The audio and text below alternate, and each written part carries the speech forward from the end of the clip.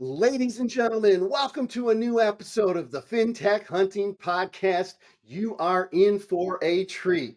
We have a first on the FinTech Hunting Podcast today. We have not one, we have not two, but we have three incredible guests for the show. They are thought leaders, they are capital market experts, and technology evangelists. Please help me welcome to the show John Hedlund, founder of Adanac Advisory Group. John, welcome. Welcome, Michael. Great to be on again, and thank you for your time.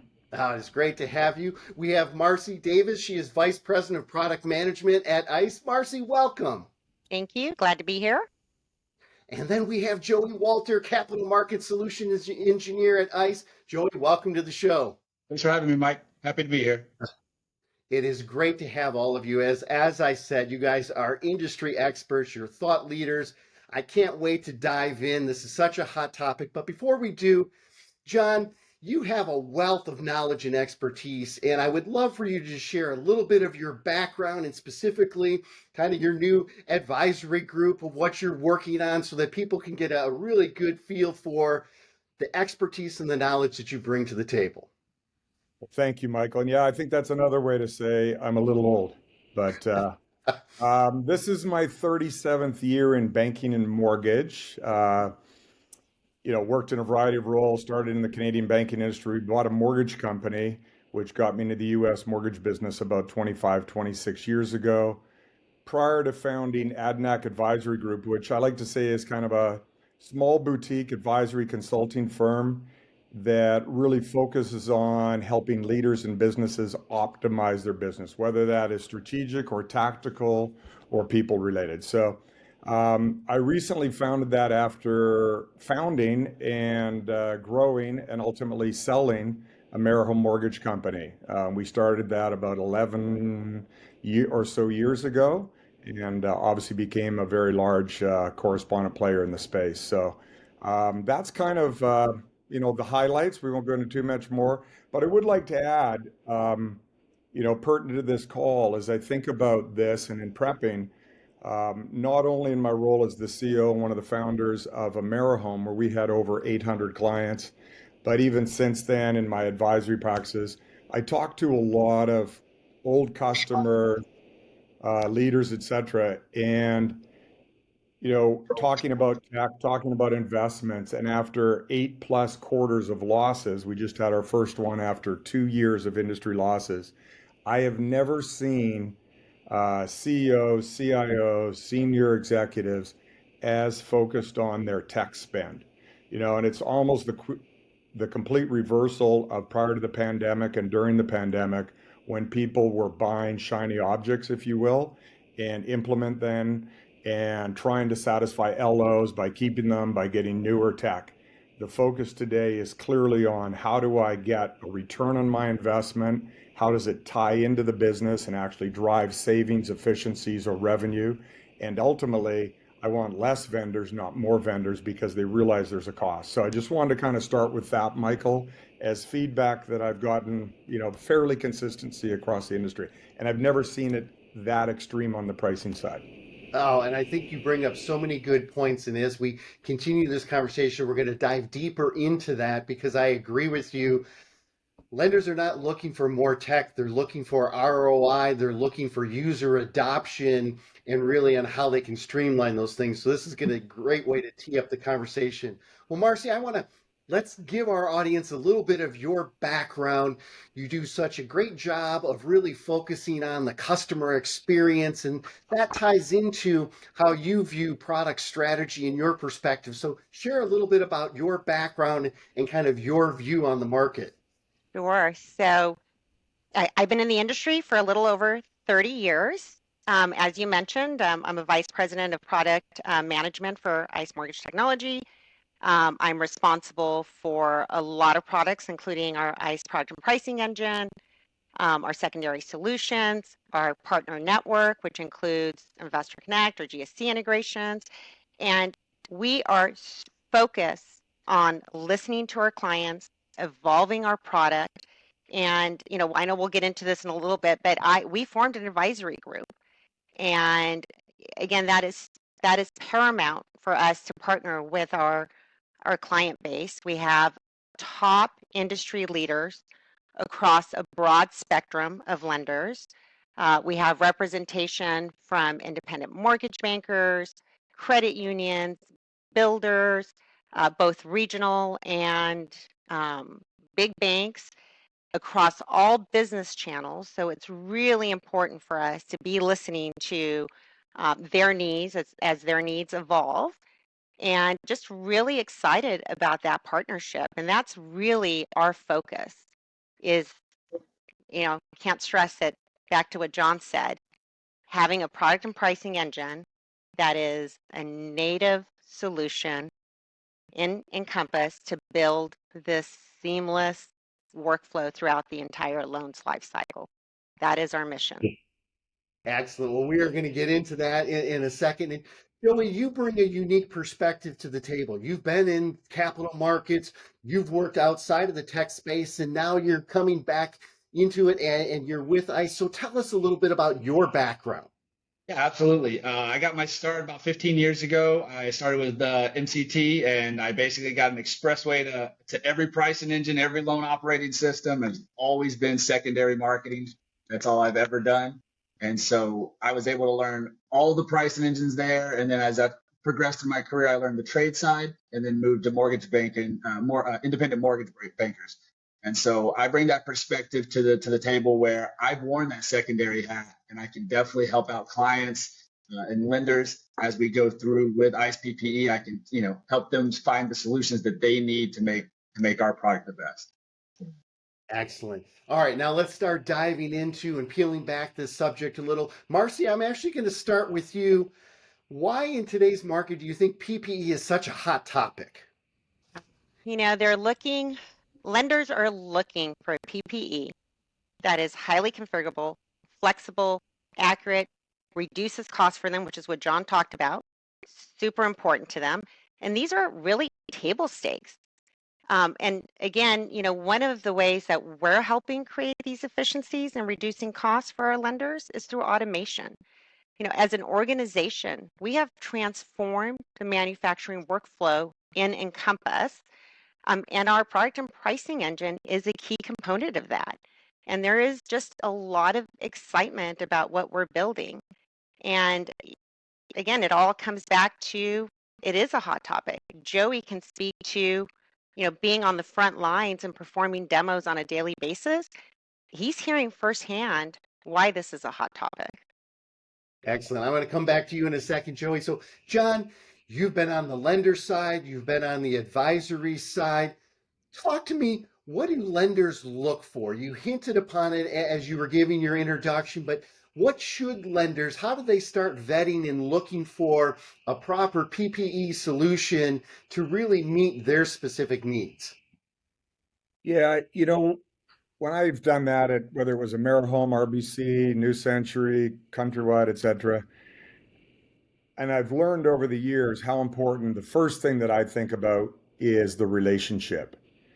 PPE is a long-term commitment. LOS is a long-term commitment. There's a very significant barrier to entry and barrier to exit, right? When I got to move to another one, an RFP, it is a pain for everybody in that company, and it comes with risk to your clients. So these are important decisions. And I always was very involved. I wanted to meet the leadership. I wanted to meet the CEO. I wanted to meet the senior product people. I wanted to see if they were committed to a win-win relationship. And just get a vibe from them. So that's my number one. I think secondly, and I talked about it earlier, when I think of price, it's very, you've got to watch the price, and we've all been there. And I kind of equated to, I think I was saying this to Marci a couple of weeks ago, a la carte pricing, the steak's $48. And then I compare that to the full meal deal, which is 72.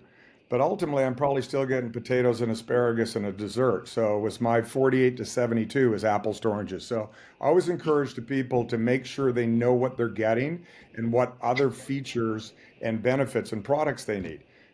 Give you another example. You can run Excel on my Mac, but it not really is optimized, right? It's not made for that system.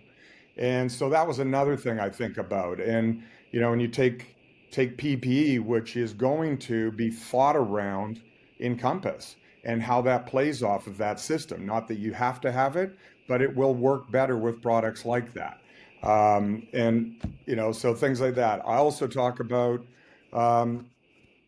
when I look at the company, is it important, building on my last point about that piece, is it important that you have similar software around this? We have a lot of one-trick pony tech providers in our space, and for certain products, I think that's fine because you're getting a targeted level of expertise, which is great. But in other products, do you want it to know the core systems that you're working on? And for lack of a better term, be part of its ecosystem. So I'd also think about that. And then the last one, I sit there, and again, a lot of startups. We've got a few guys in the variety of space. There's new PPE guys out there. There's new LOS guys out there. They raised 20 million, 30 million. And that sounds like a good amount of money, but is it really? Products that were 5, 6, 7 year olds today are now kind of a little out of date. And to do something like a PPE or an LOS or even the CRMs requires a significant investment.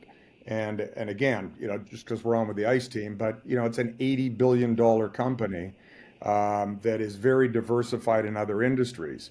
And they have really that end-to-end ecosystem. So depending on the product, we're talking PPE, I certainly think there are reasons to stay within that ecosystem.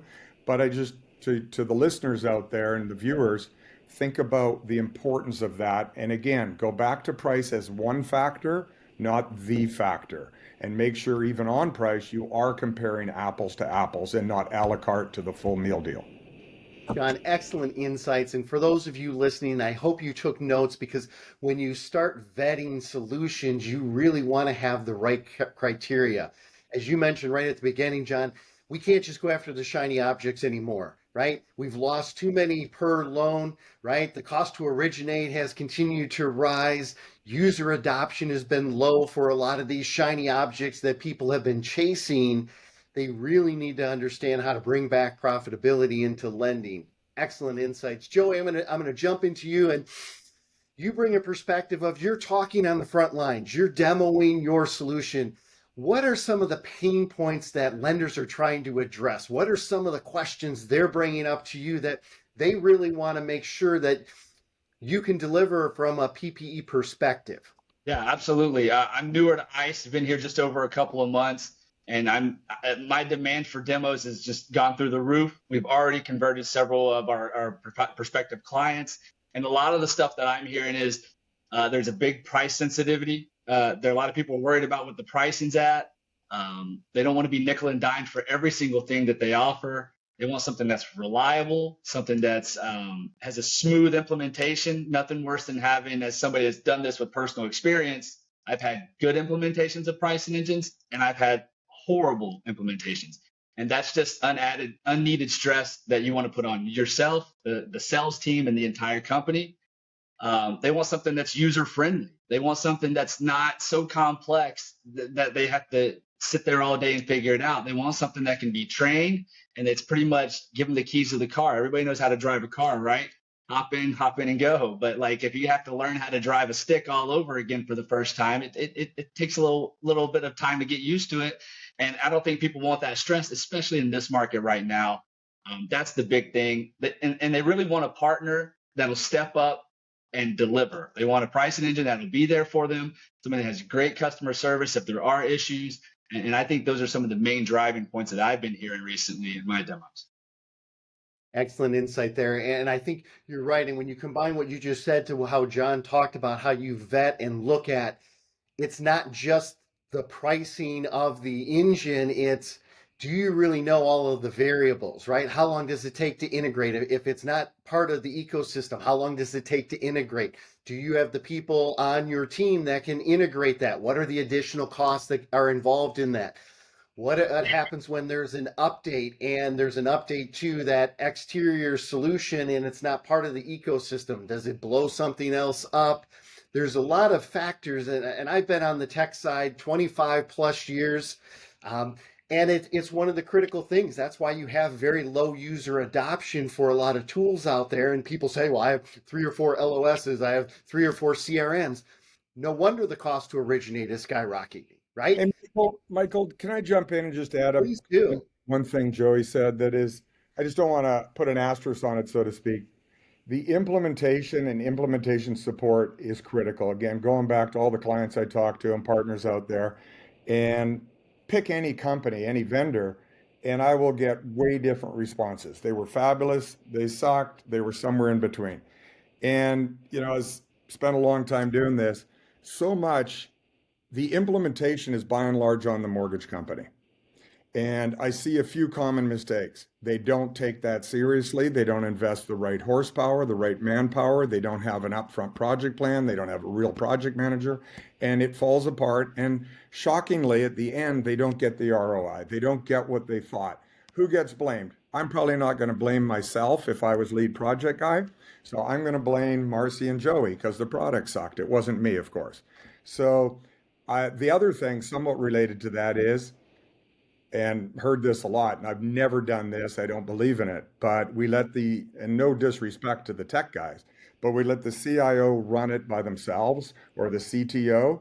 This is a business solution. And if the business people aren't around the table, you are not going to get an optimized solution because you didn't put the time and effort in. And then they blame the CTO blames the company, et cetera, et cetera. So you cannot underestimate the amount of work and the thought that you should be putting in. You get the outcome, the amount of work you put into it. So there's no shortcuts, but I do see a lot of companies falling down on the implementation side and underestimating it. So true, John. And I think it's so critical when you talk about that of having the right people at the table and having a champion inside the lending organization who is going to make sure that these things are getting taken care of. You can't just turn it over to a vendor and hope everything's going to go perfect. Right? You have to have the business side. You have to have the technical side. Marci, you get thrown into all of these conversations, right? If something's not working, they're looking at you, and is it something with the product? So talk to me, how is ICE making things more efficient and more profitable for lenders from a PPE solution perspective? Sure. So I was so excited to talk about our product. I jumped right in at the beginning. But we are really focused in on automation. You'll hear as an organization how much we talk about automation. And so, I talked about the workflow, and when lenders leverage that automation, loans can automatically be repriced when loan data changes based on the lender's log policy. So this creates significant efficiencies and allows for that scalability. So again, how we're helping is through automation. And again, I've mentioned having that native product and pricing engine built directly into Encompass. You've got one solution, seamless interface. And, we're continuing to innovate. And again, listening to our advisory group, our lenders. We recently released an enhanced LO experience with a new dynamic UI, and we expanded the configuration capabilities that provides that additional flexibility. So again, flexibility, configuration are paramount. We are continuing to focus on automation. One example that comes to mind is we already have a robust margin management admin UI configuration, but we are enhancing it to allow lenders to update their margins through automation. And again, we're also helping lenders retain their borrowers by allowing consumers to view real-time rate information from our PPE directly in all of their consumer portals. Again, this will assist consumers making informed refinance decisions and allow them to easily complete an online application with our technology, all again, one vendor. And again, we're really focusing in on automation. So many go ahead. I good know I can keep examples going. up there. You did. I mean, you brought up a number of them. One I want to really, and I'll turn it over to you or to Joey, or whoever wants to answer, but putting more of the pricing tools in the hands of the loan officers. Why is that important, and how is that going to help streamline and create greater efficiencies so that now they can be more of a trusted advisor when they're working with the borrower instead of somebody who is just shopping rates and throwing out prices? Joey, you want to answer that, or Marci? Who? Yeah, sure, that's Joey. fine. Yeah, it's huge because that is a high demand that I hear on my demos is how can we get this out onto our site? How can we get this in the hands of our LO to the borrower? And having, consumer connect with it, we're able to integrate, ICE PPE with a lot of our solutions, and me and having to put that right on the front page for them. They can have access to the price and they can send it directly over to the borrower. Having that flexibility and that confidence, knowing that what they're seeing is correct and accurate, and having that reliability and building that trust with the consumer, with the lender, and then the LOs with the clients is massive, and it helps, just like you said, a trusted advisor, and that's what they're looking for. They want something they can count on, that's reliable, and that's the main focus. John, we're winding down already. You guys have so many great insights, and you guys are welcome back anytime and love to have you on the show. But as we're winding down, John, what are some of the key things you think not only the lenders, but people listening to this podcast really should focus on when they're thinking PPE, when they're implementing? What are some of the technologies, and more importantly, where can they get the biggest ROI if they really focus and do things the right way? Thank you. Yeah, one thing, just, I know we're focused a little bit on the PPE, ICE PPE product. And again, as I've talked to clients over the past several months, if not years, their previous product, EPPS, was probably not something that they had invested into the degree that they would like, I think, said fairly. Ergo, the rebuild and reinvestment in ICE PPE. And as I talk to clients and old customers and colleagues, a lot of them aren't thinking about ICE for their PPE needs. And my suggestion would be, I've had some demos of it. I think they should look at it and go back to kind of my earlier comments. The pricing is incredibly competitive, if not market leading. There's not one company out there that has the degree of investment dollars to continue to invest and improve the product, and the degree of automation to reduce costs for both the desk and the LOs and make a better borrower experience ultimately. And the level of support, back to Joey's point. There are some newer companies out there that in some ways I think the sales have got ahead of the organizational capacity at times, and that is a real issue. So again, buyer beware, do your due diligence up front. But I would just say, if you were thinking of a couple other bigger names in that space, take a look at ICE and give them a shot. And I think you'll be pleasantly surprised at the pricing and the product, the automation, the ROI. John, I think that is a perfect point to say. Marci, if people want to find out more about what ICE is now doing in the product and pricing arena, how can they get a hold of you? How can they see one of the incredible demos that Joey's doing? What's their next step, and what's the best way to make that happen? Their next step is to reach out to their relationship manager to schedule a demo, and happy to have product jump in to talk about everything we're working on. Oh, I love it. You guys have a wealth of knowledge and expertise. You're welcome back anytime. Thank you so much for being guests on this episode of the FinTech Hunting Podcast.